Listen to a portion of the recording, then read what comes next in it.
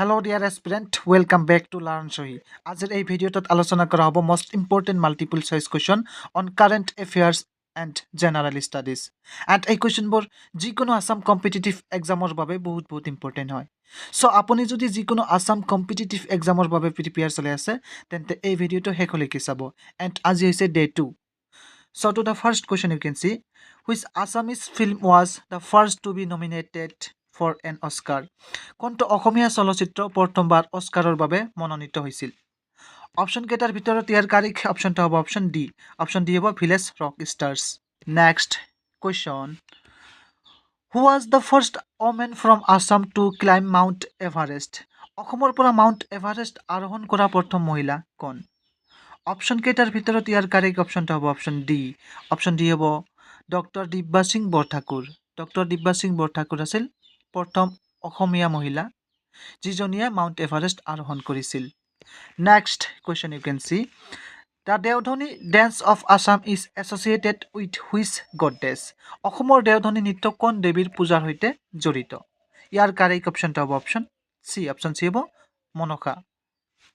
Next question you can see, which Assamese writer received the Jnanpith award for the first time?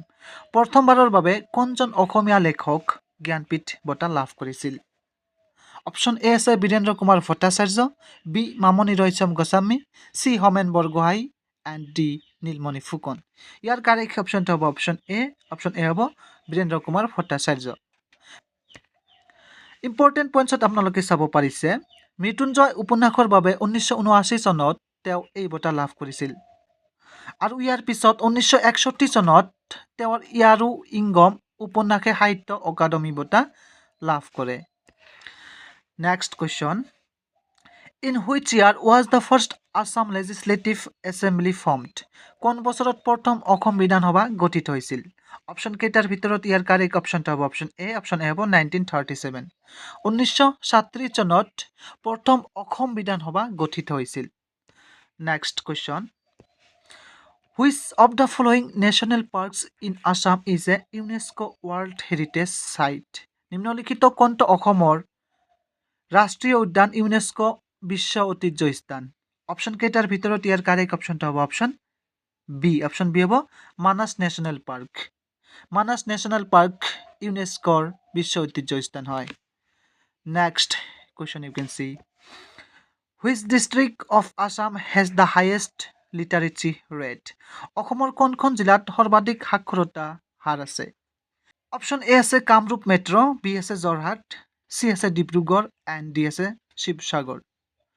Option কেইটাৰ ভিতৰত ইয়াৰ correct অপশ্যনটো হ'ব option A. Option A হ'ব Kamrup metro'. Next question you can see, which district of Assam has the highest number of tea gardens? অসমৰ কোনখন জিলাত আটাইতকৈ বেছি চাহ বাগিচা আছে?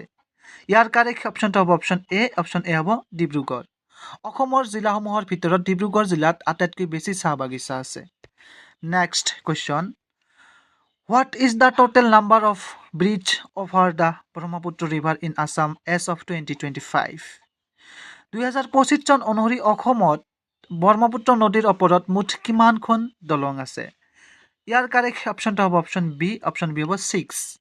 2025 চন অনুসৰি অসমত ব্ৰহ্মপুত্ৰ নদীৰ ওপৰত মুঠ 6খন দলং আছে। Next question you can see, which is the first Assamese novel to be translated into more than 10 languages? কোনটো প্ৰথম অসমীয়া উপন্যাস 10টাতকৈ অধিক ভাষালৈ অনুবাদ কৰা হৈছিল? ইয়াৰ কাৰেক্ট অপশ্যনটো হ'ব অপশ্যন ডি। অপশ্যন ডি হ'ব কাইকল্প। Next question, which Assamese personality was the first Padmashri awardee from Assam? অসমৰ পৰা প্ৰথম পদ্মশ্ৰী বঁটাপ্ৰাপ্ত ব্যক্তি কোন? অপশ্যন এ আছে Bhupen Hazarika, B Hemchandra Goswami, C Amal Prabha Das and D Rajanikanta Bordoloi. ইয়াৰ কাৰেক্ট অপশ্যনটো হ'ব অপশ্যন চি। অপশ্যন চি হ'ব অমল প্ৰভা দাস। অমল প্ৰভা দাস আছিল অসমৰ পৰা প্ৰথম ব্যক্তি যিজনে পদ্মশ্ৰী বঁটা লাভ কৰিছিল। Next question you can see, which river flows through the Kaziranga national park? Kaziranga ৰাষ্ট্ৰীয় উদ্যানৰ মাজেৰে কোনখন নদী বৈছে? ইয়াৰ কাৰেক্ট অপশ্যনটো হ'ব অপশ্যন এ। অপশ্যন এ হ'ব ব্ৰহ্মপুত্ৰ। কাজিৰঙা ৰাষ্ট্ৰীয় উদ্যানৰ মাজেৰে ব্ৰহ্মপুত্ৰ নদীখন বৈ গৈছে। Next question. In which year was the Assam Accord signed? কোন চনত অসম চুক্তি স্বাক্ষৰিত হৈছিল? অপশ্যন কেইটাৰ ভিতৰত ইয়াৰ কাৰেক্ট অপশ্যনটো হ'ব অপশ্যন বি। অপশ্যন বি হ'ব 1985। 1985 চনত অসম চুক্তি স্বাক্ষৰিত হৈছিল। Next question. On which date is Madam Mephi celebrated every year? প্ৰতি বছৰ মেডাম মেফি কেতিয়া পালন কৰা হয়? ইয়াৰ কাৰেক্ট অপশ্যনটো হ'ব অপশ্যন চি। অপশ্যন চি হ'ব জানুৱাৰী 31।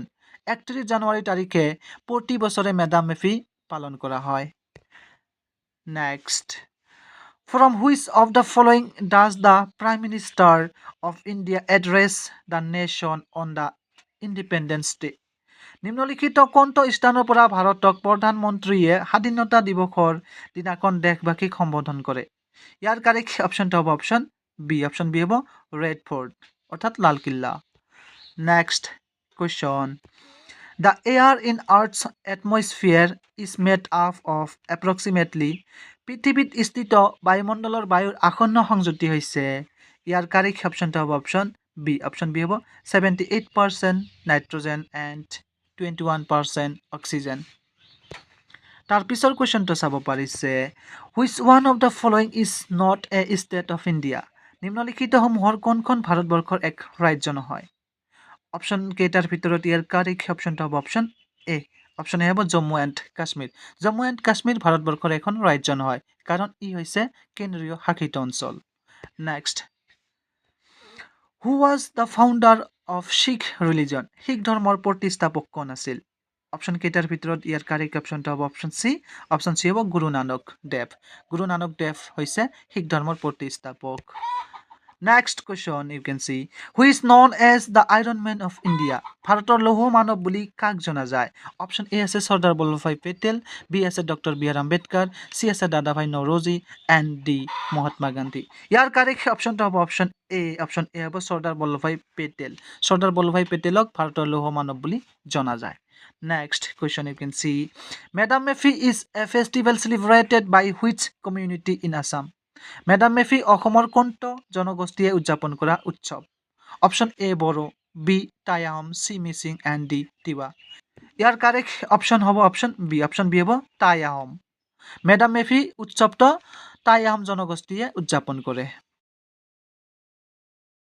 নেক্সট আমি আগবাঢ়িছোঁ কাৰেণ্ট এফেয়াৰ্ছ অৰ্থাৎ সাম্প্ৰতিক পৰিক্ৰমালৈ। ইয়াৰ প্ৰথম নাম্বাৰ কুৱেশ্যনটো হৈছে the Khelo India winter games 2025 were held in which two union territories of India? Khelo India শীতকালীন গেমছ 2025 ভাৰতৰ কোন দুখন কেন্দ্ৰীয় শাসিত অঞ্চলত অনুষ্ঠিত হ'ব? ইয়াৰ কাৰেক্ট অপশ্যনটো হ'ব অপশ্যন এ। অপশ্যন এ হ'ব লাডাখ এণ্ড জম্মু এণ্ড কাশ্মীৰ।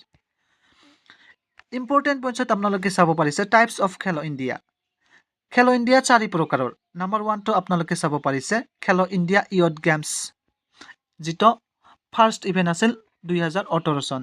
তাৰপিছত খেলো ইণ্ডিয়া ইউনিভাৰ্চিটি গেমছ, ইয়াৰ ফাৰ্ষ্ট ইভেণ্ট 2020 চনত।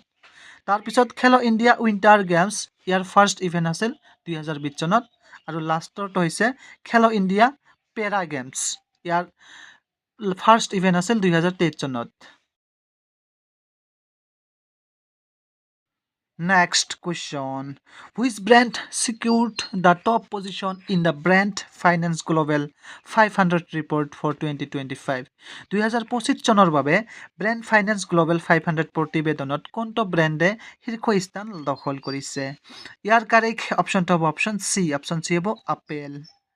2025 চনৰ বাবে ব্ৰেণ্ড ফাইনেন্স গ্ল'বেল 500 প্ৰতিবেদনত আপেল ব্ৰেণ্ডে শীৰ্ষস্থান দখল কৰিছে। Next question. Which Indian state became the first to implement the Uniform Civil Code in January 2025? ভাৰতীয় কোনখন ৰাজ্যই 2025 চনৰ জানুৱাৰী মাহত প্ৰথমবাৰৰ বাবে ইউনিফৰ্ম চিভিল কোড ৰূপায়ণ কৰিছিল? ইয়াৰ কাৰেক্ট অপশ্যনটো হ'ব অপশ্যন এ। অপশ্যন এ হ'ব Uttarakhand. Next question. Who was appointed as the new chairman of the Indian Space Research Organization in January 2025? 2025 চনৰ জানুৱাৰী মাহত ভাৰতীয় মহাকাশ গৱেষণা সংস্থাৰ নতুন অধ্যক্ষ হিচাপে কোনে নিযুক্তি লাভ কৰিছিল? অপশ্যন এ আছে এছ সোমনাথ, বি আছে কে শিৱান, চি আছে A S Kiran Kumar and D আছে ভি নাৰায়ণ। ইয়াৰ কাৰেক্ট অপশ্যনটো হ'ব অপশ্যন ডি। অপশ্যন ডি হ'ব ভি নাৰায়ণ। কে পইণ্টছত আপোনালোকে চাব পাৰিছে ইজৰৰ গঠন হৈছিল 15 আগষ্ট 1969 আৰু ইয়াৰ ফাউণ্ডাৰ অৰ্থাৎ প্ৰতিষ্ঠাপক আছিল বিক্ৰম চাৰাভাই আৰু ইজৰৰ হেডকোৱাৰ্টাৰ বেংগালোৰত অৱস্থিত। চ' এই অপশ্যনকেইটা আপোনালোকে মনত ৰাখিব। চ' থেংক ইউ ফৰ ৱাচিং দিছ ভিডিঅ'। কিপ ৱাচিং, কিপ লাৰ্ণিং।